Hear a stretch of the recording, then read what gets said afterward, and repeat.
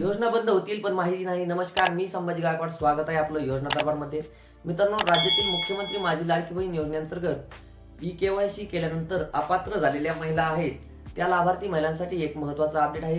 आजच्या व्हिडिओच्या माध्यमातून हीच माहिती घेण्याचा प्रयत्न आपण करणार आहोत. ज्या महिलांची ई-केवायसी चुकली आहे अशा महिलांची ई-केवायसीची फेर तपासणी करण्याचे निर्देश महिला व बालविकास मंत्री आदित्य तटकरे यांच्या माध्यमातून देण्यात आल्याची माहिती देखील आपण मागील व्हिडिओमध्ये घेतली होती. आणि याच नंतर देखील प्रश्न पडले होते की फेर तपासणी कशी होणार किंवा त्यासाठी आपण आपल्या स्तरावरील काही तक्रार दाखल करू शकतो का? तर मित्रांनो, आपण ही तक्रार देखील दाखल करू शकतो.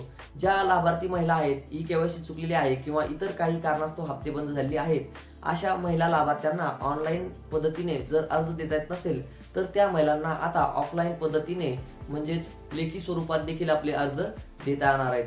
आता ज्या महिला लाभार्थ्यांची केवायसी चुकलेली आहे, जसे की महिला लाभार्थ्यांच्या घरामध्ये सरकारी कर्मचारी आहे असं चुकून अर्जामध्ये भरले गेले, आता घरामध्ये सरकारी कर्मचारी नाही तर याबाबतचं एक प्रतिज्ञापत्र किंवा एक स्वयं घोषणापत्र लाभार्थी महिला हस्तलिखित पद्धतीने देऊ शकतात किंवा आपल्याला हा उपलब्ध करून देण्यात आलेला अर्ज देखील तुम्ही या ठिकाणी पाहू शकतात, ज्यामध्ये महिला लाभार्थ्यांना आपल्या घरामध्ये कोणी सरकारी कर्मचारी नाही, कोणी पेन्शनधारक नाही किंवा आपले 2.5 लाखांपेक्षा उत्पन्न कमी आहे, त्याचबरोबर घरामध्ये 4 चाकी वाहन नाही, अशा प्रकारचे एक स्वयं घोषणा द्यायची आहे.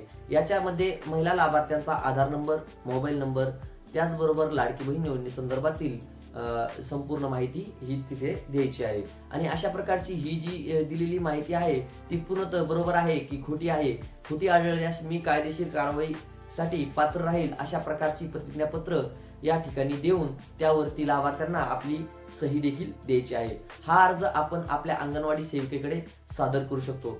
आता ही जी काही फेर तपासणी करण्याचे निर्देश देण्यात आलेले आहेत ते अंगणवाडी सेविकांच्या माध्यमातून केले जाणार आहेत, परंतु बऱ्याच ठिकाणी आता अंगणवाडी सेविका अर्ज घेत नाहीत, कागदपत्र घेत नाहीत अशा प्रकारे सांगितलेलं जाईल.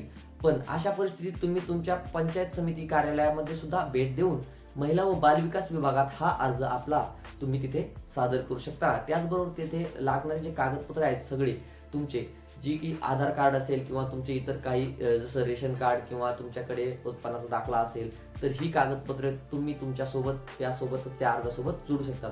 सध्या ही फेर तपासणी केली जात असताना ही कागदपत्रे आणि माहिती संकलित करण्याचं किंवा फेर तपासणी करण्याचं काम अंगणवाडी सेविकांना देण्यात आलेलं आहे. याच्या संदर्भातील अधिकृत GR अद्याप आलेला नाही, परंतु स्पष्ट असे निर्देश महिला व बालविकास मंत्री यांच्या माध्यमातून सर्व जिल्हाधिकाऱ्यांना देण्यात आलेले आहेत. आणि जिल्हा अधिकारी कार्यालयाच्या माध्यमातून किंवा प्रत्येक तालुका स्तरावरील याच्याबद्दलचे निर्देश देण्यात आलेले आहेत. लवकरच त्याच्या संदर्भातील GR देखील निर्गमित केला जाईल आणि त्याच्याबद्दल माहिती देखील आपण नक्कीच पुढे व्हिडिओमध्ये घेऊयात.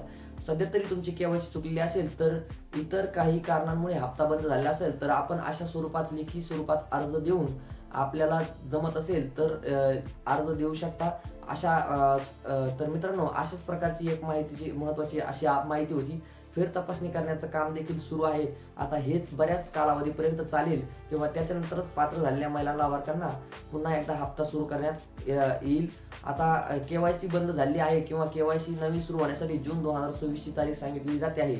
ज्या राज्यामध्ये आणखी जर काही मोठ्या प्रमाणात प्रेशर निर्माण झाले तर शासनाचे काही माध्यमातून बंद केलेली केवायसी पुन्हा सुरू करण्यात येऊ शकते.